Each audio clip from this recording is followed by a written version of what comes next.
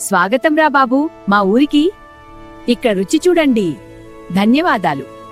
సాయంకాలపు మృదువైన వెలుగులో ప్రశాంతమైన ఓ చిన్న భారత గ్రామం. ఆ గ్రామంలోని ఒక చిన్న గుడిసెలో వృద్ధామ్మ దీపం వెలిగిస్తోంది. చిన్న బండి నెమ్మదిగా వృద్ధామ్మ దగ్గరకు వచ్చి కూర్చుంది.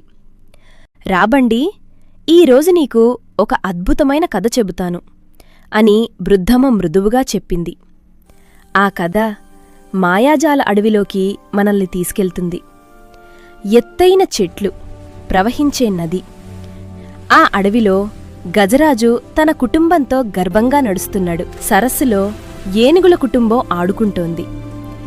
అకస్మాత్తుగా ఒక భయంకరమైన మృగం మొసలి గజరాజు కాలు పట్టుకుంది. గజరాజు భూమివైపు లాగుతాడు. మొసలి నీటిలోకి లాగుతుంది. ఆఖరి శక్తితో గజరాజు కమల పువ్వు పైకి ఎత్తాడు. నారాయణ అంటూ దేవుణ్ణి పిలిచాడు. ఆకాశం చీలిపోయింది. దివ్యకాంతి భూమిపై పడింది. దేవలోకం ప్రత్యక్షమైంది. గరుడునిపై శ్రీమన్నారాయణుడు దిగివచ్చాడు.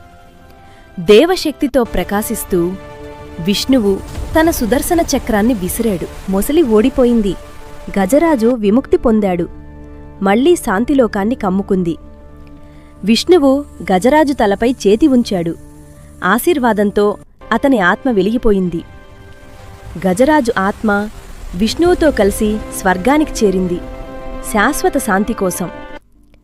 కథ ముగిసింది. అమ్మమ్మ మాటలు ఆగాయి. బండి మౌనంగా చూస్తోంది. బండి వృద్ధమ్మ ఒడిలో నిద్రపోయింది. దీపం మెల్లగా మస్కబారింది. మీకు ఈ కథ నచ్చిందా? అయితే ప్లీజ్ మా ఛానల్ను సబ్స్క్రైబ్ చేసుకోండి. మీ ప్రేమే మా శక్తి.